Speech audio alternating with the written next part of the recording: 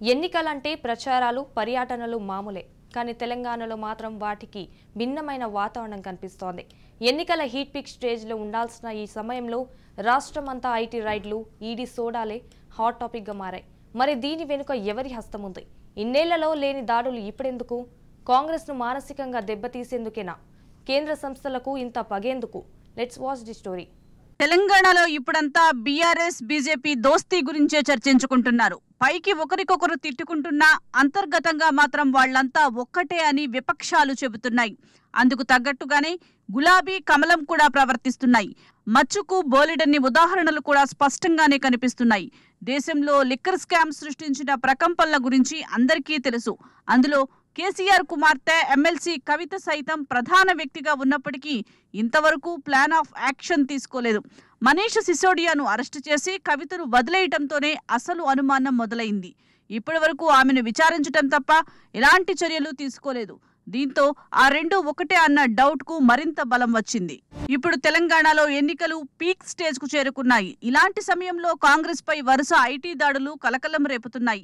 ఎక్కడైతే హస్తం పార్టీ అభ్యర్థి గెలుస్తారన్న సూచనలు కనిపిస్తున్నాయో అక్కడ దాడులు జరుగుతున్నాయని ఎనలిస్టులు చెబుతున్నారు. తొలుత బడంగ్పేట్ మేయర్ పారిజాత నరసింహారెడ్డి ఇంట్లో సోదాలు చేశారు. మహేశ్వరం టికెట్ కోసం పారిజాత నరసింహారెడ్డి ప్రయత్నించారు.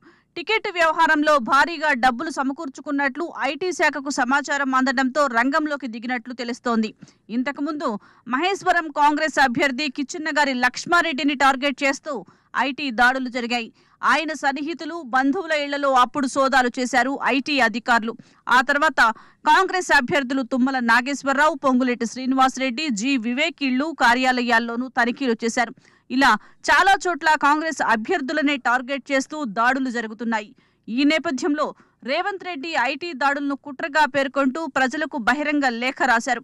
ఎన్నికల్లో పోటీ చేసే అభ్యర్థుల హక్కులను ఈసీ కాపాడాలని డిమాండ్ చేశారు. 2 రోజుల క్రితమే తాండూరులోని ఆర్బీఎల్ ఫ్యాక్టరీలో అధికారులు సోదాలు చేశారు. ఈ ఫ్యాక్టరీ తాండూరు నియోజకవర్గ కాంగ్రెస్ అభ్యర్థి మనోహర్ రెడ్డి సోదరుడు శ్రీనివాసరెడ్డికి చెందినదిగా తెలుస్తోంది.